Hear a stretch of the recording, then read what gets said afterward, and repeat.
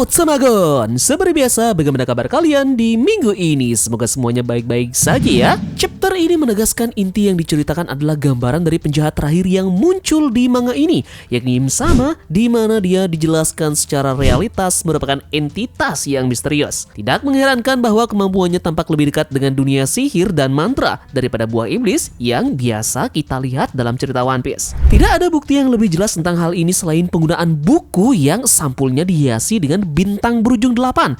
Bintang yang selalu dikaitkan dengan budaya kuno dengan konsep ilmu sihir dan ilmu hitam. Ini memperlihatkan suatu gambaran yang sangat menyerupai penggambaran tradisional setan dalam kepercayaan tertentu, di mana ia digambarkan dalam wujud yang mengerikan, sayap seperti kelelawar, kebalikan dari sayap malaikat yang berbulu, dan dengan ekor yang panjang melingkar. Bercirikan juga dimahkotai dengan dua tanduk yang menonjol dari kepalanya yang membawa trisula. Nah, apa yang kita lihat pada chapter ini tidak jauh berbeda kan dengan gambar tersebut.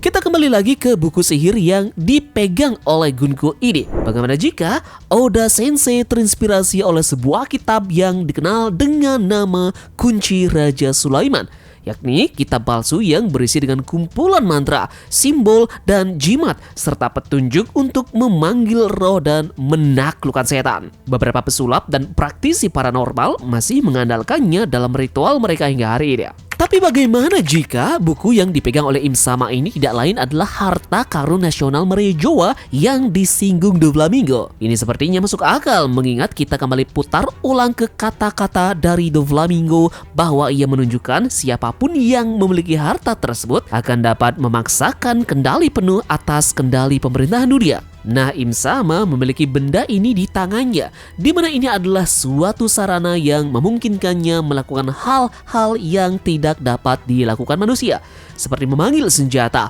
mengumpulkan kekayaan, menyelesaikan kontrak jahat, mengendalikan orang, dan bahkan memberi kekuatan super pada para pengikutnya. Semua kemampuan ini adalah kualitas yang sempurna yang akan memungkinkan pemiliknya untuk mendominasi seluruh dunia, terutama jika dia menguasai orang-orang yang memimpinnya. Namun seperti halnya setiap kekuatan memiliki harga tentunya, dan buku ini tidak memberikan kekuatan secara cuma-cuma, melainkan menyerap umur hidup Im-sama setiap kali dia menggunakannya. Nah, untuk mengurangi resikonya, Im-sama pun membuat kontrak dengan orang lain yang memberi mereka kekuatan aneh sebagai imbalan untuk mengambil sebagian nyawa mereka, sehingga memperpanjang umur dan memperpanjang hidupnya kembali. Contoh sudah jelas kita lihat pada saat Im-sama ini mengambil umur dari Dori dan juga Brogy dan menjadikan mereka memiliki kontrak dengan iblis, dengan kedua raksasa ini mendapatkan kekuatan secara cuma-cuma yang sangat amat besar.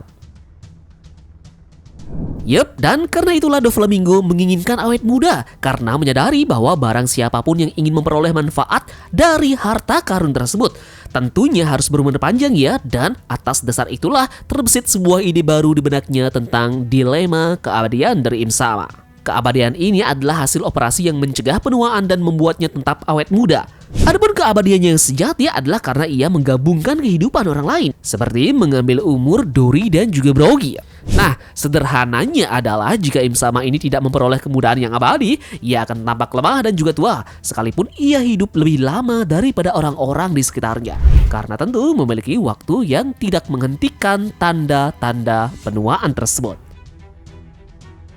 Ada dilema yang terjadi di mana selama Im-sama ini terus merampas nyawa orang lain, maka umurnya juga akan panjang tentunya, dan ia akan terus memperbaharuinya sesuai dengan jumlah tahun yang dirampasnya. Dan ia tidak akan mati sebelum ia menghabiskan nyawa orang lain yang dimilikinya tersebut. Kemampuan Im-sama untuk menundukkan orang yang di luar keinginan mereka menjelaskan apa yang terjadi pada Haral dan apa yang terjadi di kerajaan Elbaf 14 tahun yang lalu.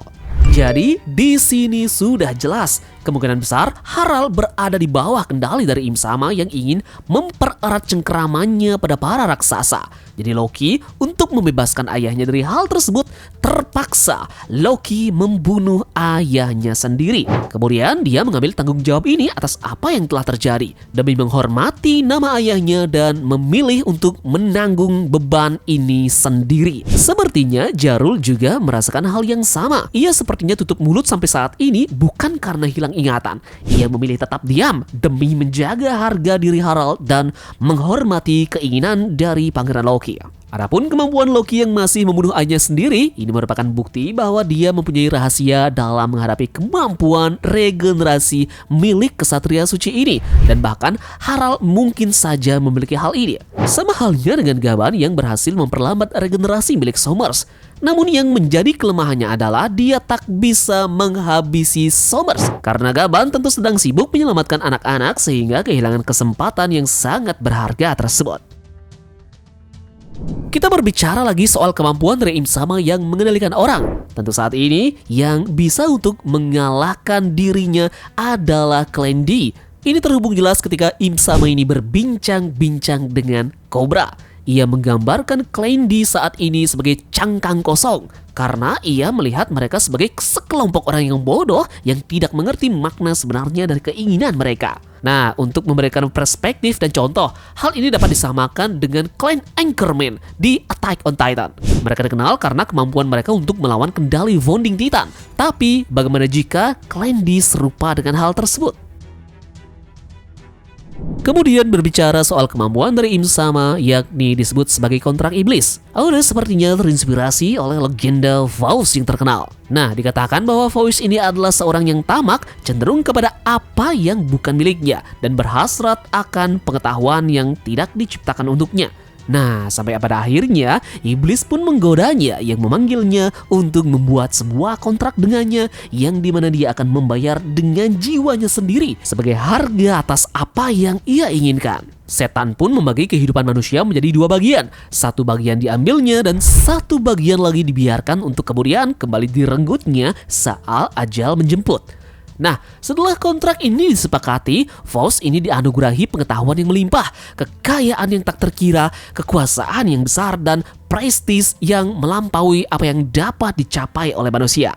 Berdasarkan hal itulah, maka sesuatu seperti ini bisa saja terjadi pada Im Sama 800 tahun yang lalu. Kalau dia aslinya bukanlah setan melainkan manusia biasa, maka dia diduga telah membuat perjanjian dengan setan untuk mencari kekuatan supernatural yang dapat mengangkat derajatnya di atas yang lainnya. Oleh karena inilah, Joy Boy menderita kekalahan oleh Im Sama di masa lalu. Wujud iblis yang kita lihat sekarang tidak lain adalah hasil keputusan hal tersebut. Karena tentu iblis diizinkan menghuninya sebagai imbalan atas kekuatan yang luar biasa saat ini yang diberikan oleh iblis tersebut. Jadi dari hal inilah kemampuan iblis apapun bisa dipanggil oleh Im Sama ini.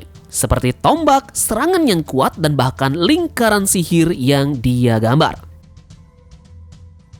Kita kembali ke buku yang dikenal sebagai Kunci Sulaiman. Menurut buku ini, bintang berujung 8 memungkinkan pemiliknya mengendalikan 5 elemen: tanah, api, air, udara, dan juga roh. Dan terakhir mengenai nasib Dory dan juga Brogy. Kita masih belum tahu pasti ya akan kemana arah dari nasib mereka berdua. Mungkin saja Nika nanti memiliki kekuatan yang setara dengan Im Sama. Jadi deskripsinya sebagai pembebas bukanlah sebuah metafora. Karena jika dia menggunakan kekuatan tersebut, dia bisa membebaskan mereka yang berada di bawah kendali Im Sama atau bentuk perbudakan lainnya. Menariknya, jika Luffy keras kepala, Dory dan juga Brogy mungkin saja ditakdirkan untuk dibunuh. Seperti yang terjadi pada Harald jika dia tidak lega membiarkan nasib mereka menggantung hingga saat menentukan dengan Im Sama tiba nanti. Luffy akan membebaskan Dory dan Brogy ini dengan kontrak iblis mereka dan kemudian tewas.